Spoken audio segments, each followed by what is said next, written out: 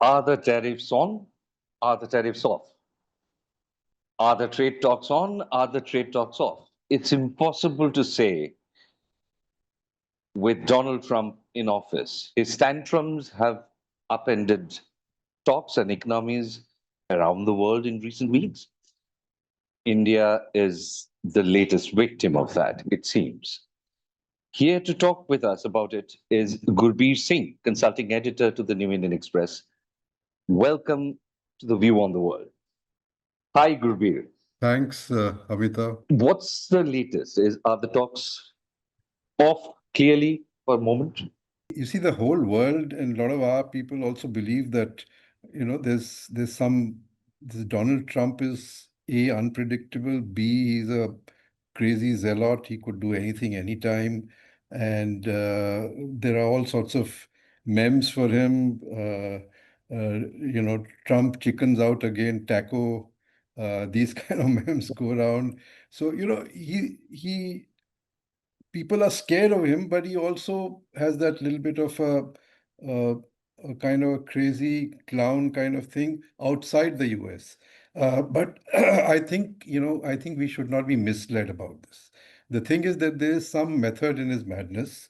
He is very determined to create a new trade regime internationally.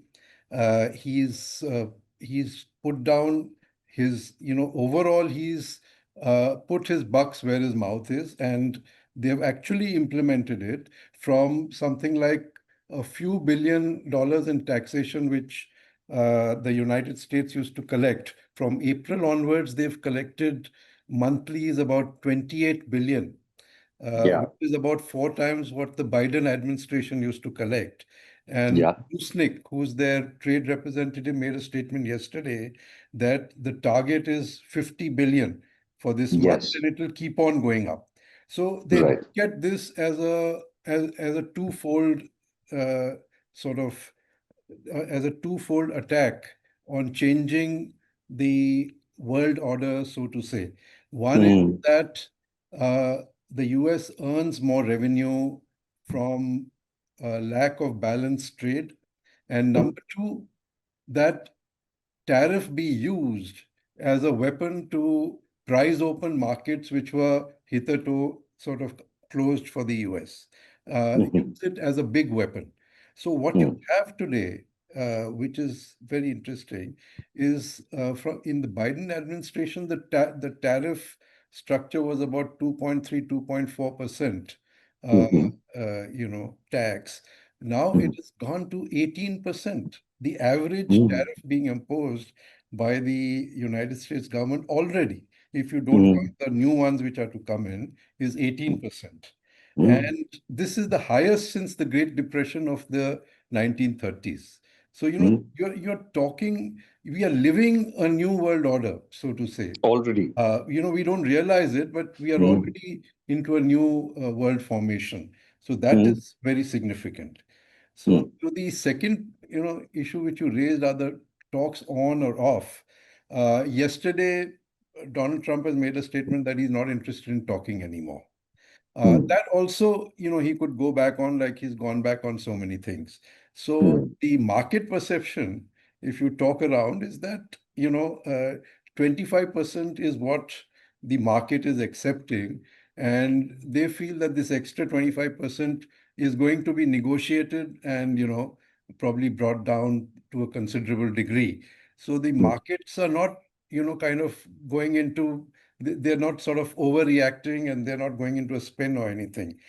mm, So there is an expectation that there are going to be talks around the 25th, and by 27th we'll probably have a settlement and a trade agreement of some sort, or at least a interim trade agreement. That is the Indian perception. Now the US mm, is talking something else. Marco mm, Rubio, who has given interviews to Fox, mm, Ludwig, who's again the trade representative, Trump himself. You see, they are talking a different language. mm, And let us be very clear. You see, all our media, we are concentrating on the issue of whether how unfair and unjust these tariffs are, because it is being imposed imposed for the reason of we trading in Russian oil, we buying Russian mm, oil, and that financing the Ukraine war, and therefore it is, India breaking the front against Russian imperialism, so to say, and therefore there should be a penalty. And we mm, are trying to point out that how this is a very unfair assessment, because the rest of the world, Europe is buying Russian gas, the US is buying Russian fertilizer, etc. And this is completely, jiggery pokery what they are telling us. But mm, that is not what, what in the face of what Trump is offering, that is not the mm, reality. The reality mm, is something else. The reality is obviously they want to send a certain message out. You see, it is a sort of a firmness of thing that if we get an economy which is or a country which cannot stand up too strongly, the message will go through. See, it with mm, China, it backfired. China immediately imposed reciprocal tariffs of 135%. And the main bargaining chip they used was to cut off rare earth exports to the US and to the West.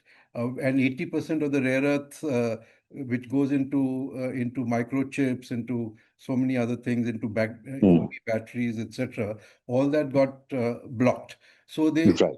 Trump had to come back to the bargaining table.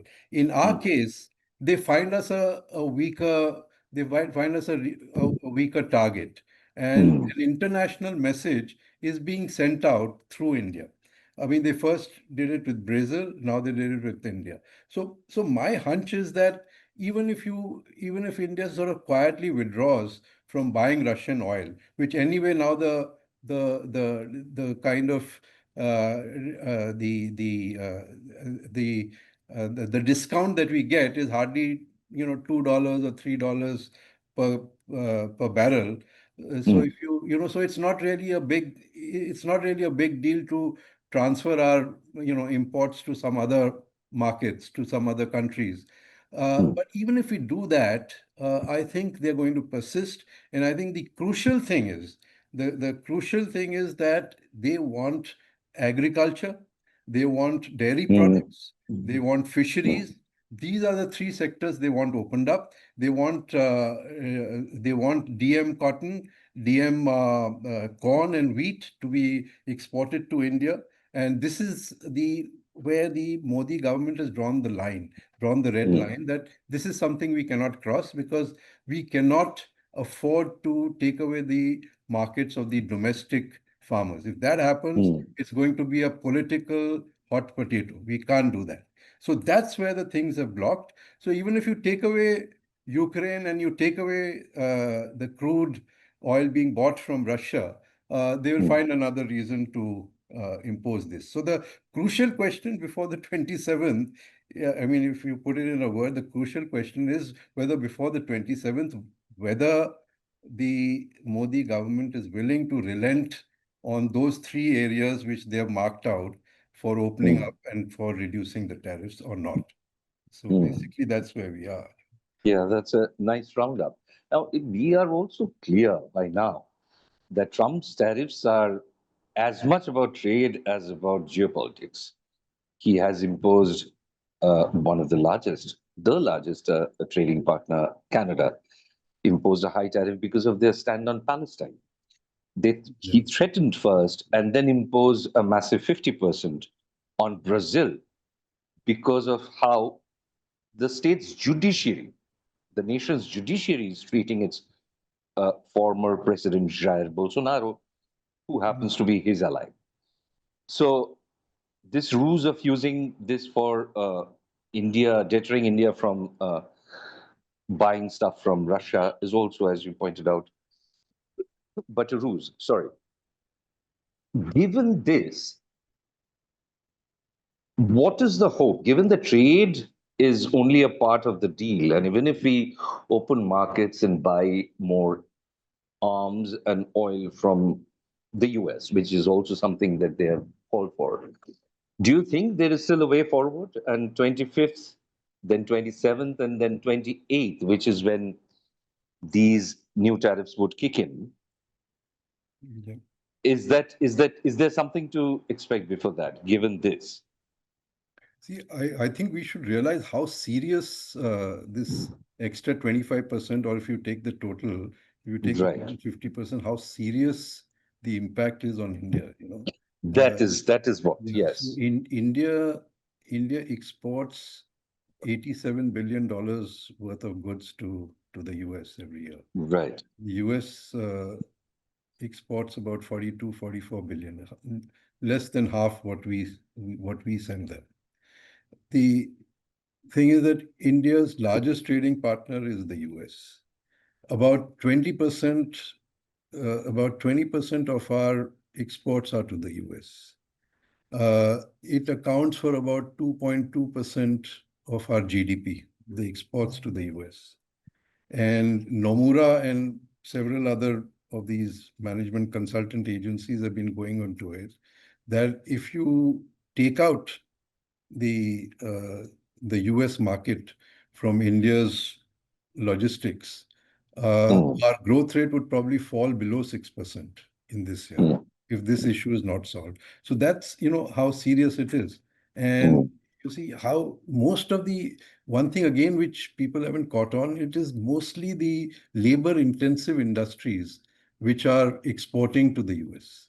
Gems and jewelry, thousands of yes. these small units in Surat, in Bhiwandi, in Kolkata, also all these kind of places. Leather Yep. industries, again, Kolkata, Bihar, all these kind of things.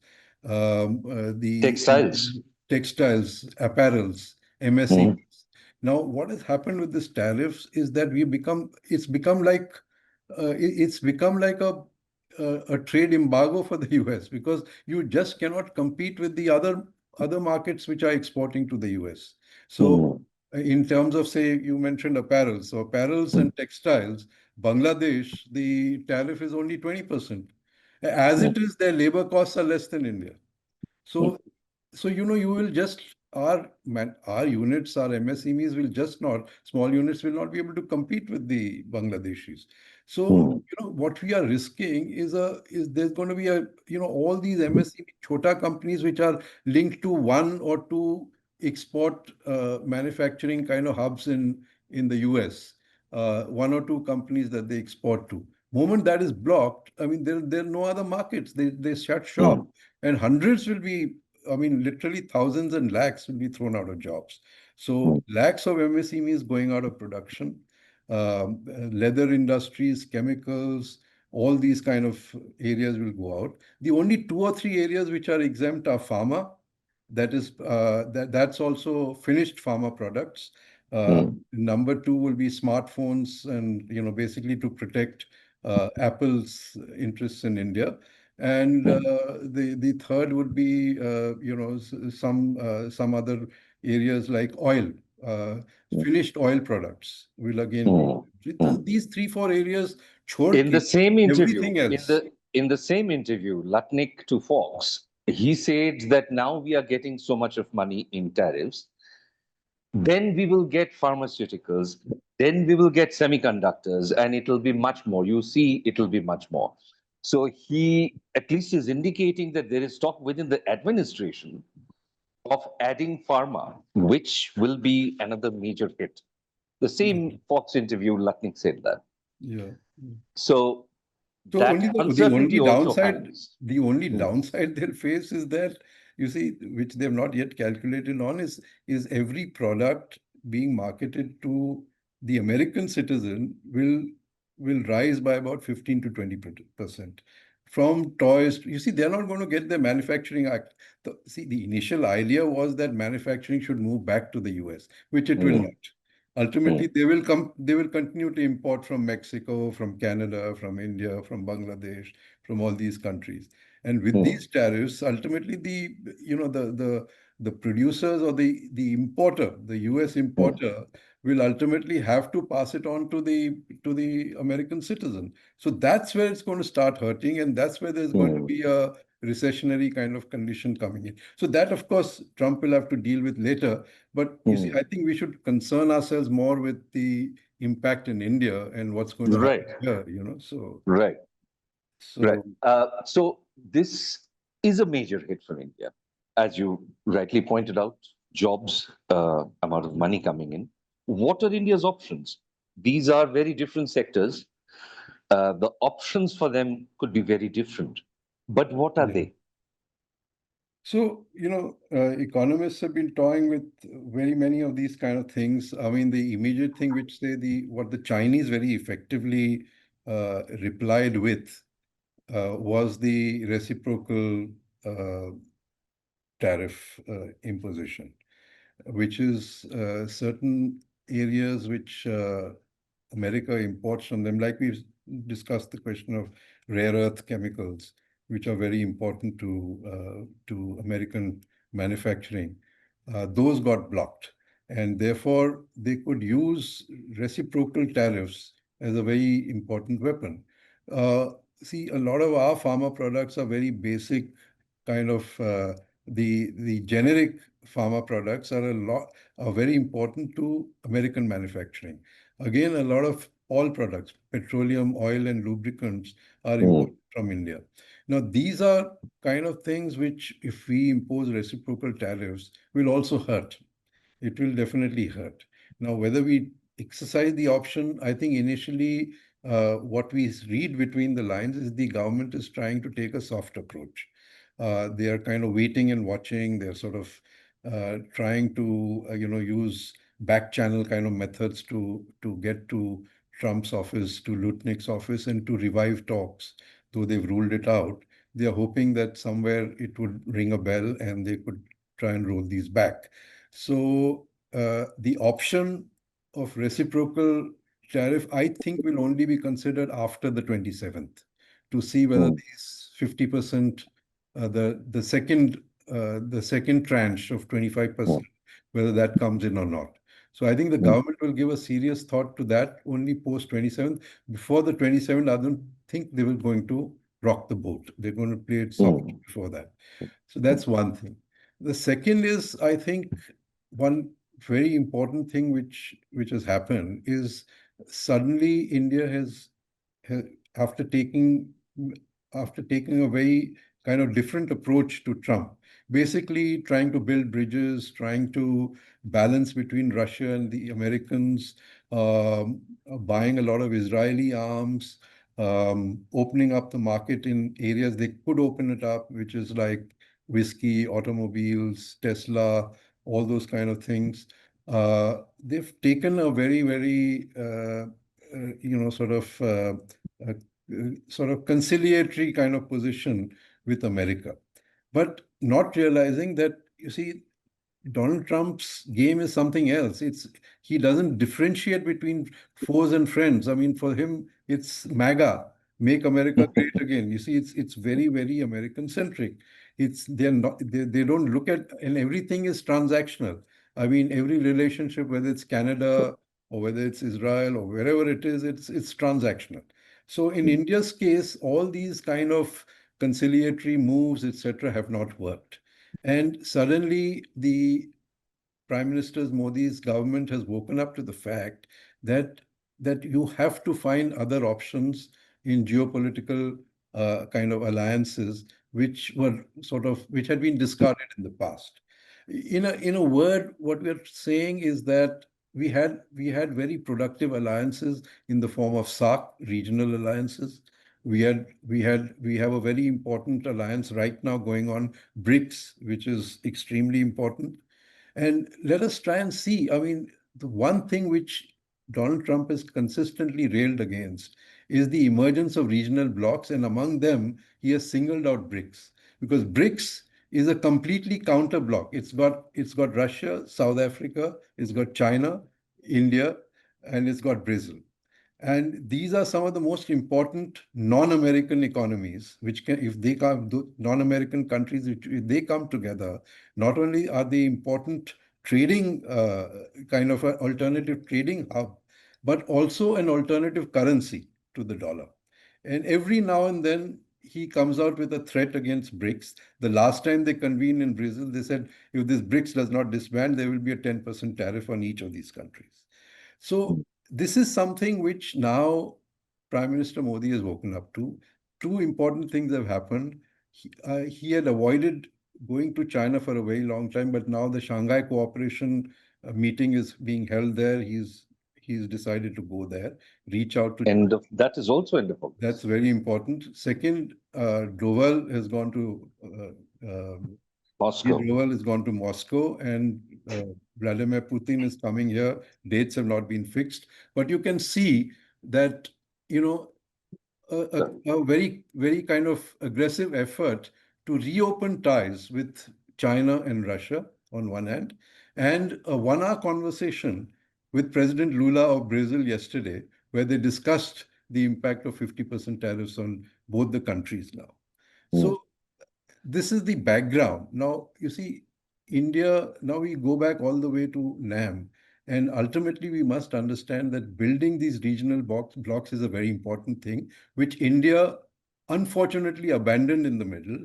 All our regional leadership was dispersed with friction with Bangladesh, friction with Nepal, friction with the Maldives, friction with Sri Lanka. And as a result, we lost our regional leadership of a regional bloc. So here's mm, something which India must now develop, that you have to create regional hubs for trade, alternative to the American market.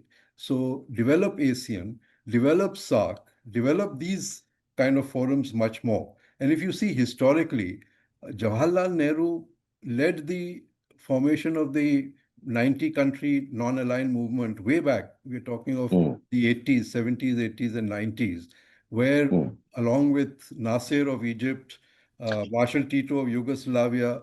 What was the whole thing was to how do you fight 54, colonialism? 1954, the spirit of Bandung. Yeah, yeah. Yes. So it started with that, and it sort of peaked around 70s. 70s was the peak, where they Mm, tried to develop this regional, anti-colonial sort of cooperation amongst that. mm, And though mm, India was such a small economy that time, mm, Jawaharlal Nehru was punching much above his weight. And today, India being the fifth largest, or fourth, now coming to the fourth largest economy, is punching actually below its weight. So here's what India has to do, that we have to mm, develop alternatives to a single kind of market focus, which is the United States. You have to develop alternative markets, alternative trading blocks, alternative regional partnerships, and that is the way to go forward. And I think uh, the the the Modi government has seen that writing on the wall, and they are now making that attempt to do that. How far and whether it is going to damage ties with the Americans, I think they're testing it out. I think they're testing out, uh, a sort of probe towards China, probe towards Russia. What sort of reaction it's going to attract from the Americans, and then maybe take it forward. But this sort of playing a sort of constant balancing game with a tilt towards the US has failed. I think this mm, probably has to be recalibrated. And somewhere the spirit of the non-aligned world, and we are, you see, all said and done, we are ultimately still a developing country. We are still a poor country. We have to find our own bearings among our partnerships. And that's what has happened in Africa. Africa has completely rejected a sort of Western-led growth kind of model with the mm, US and Europe leading it. And they've gone to China, they've gone to Russia. I mean, there are fault lines there, but ultimately they find that the strings are not as hard as the strings are with the West. So that's the way. So I think India will have to rediscover their partnerships once again in the long term. So this is mm, more a long term option, which probably we'll have to look to. Short mm, term, probably India will have to negotiate something with the US so that this 50% body blow does not come in. Because you see, if a 50% tariff comes in, it's like an embargo for all trade with the US. It will be virtually zero. Thousands of units are going to close down. Lakhs and lakhs of people are going to be out of jobs, and the economy is going to definitely take a hit. So it's serious. They should try and carve out some kind of an understanding, at least in the short term. But long term, look at alternatives. mm. So there is a belated realization, you're saying, of the trouble with putting too many eggs in one basket. We have had that realization. The coin has dropped somewhere. Now we are scrambling to find an answer, short term and long term.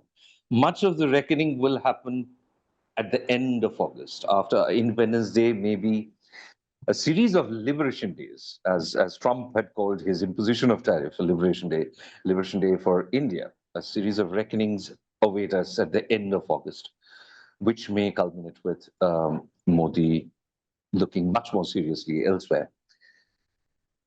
Thank you for giving that very, very broad understanding of the precipice that we are standing on, Gurbir. This was Amitava Sanyal, opinion editor, New Indian Express. If you enjoyed this, please hit the like button and the subscribe button at the bottom of the screen. Thanks for listening.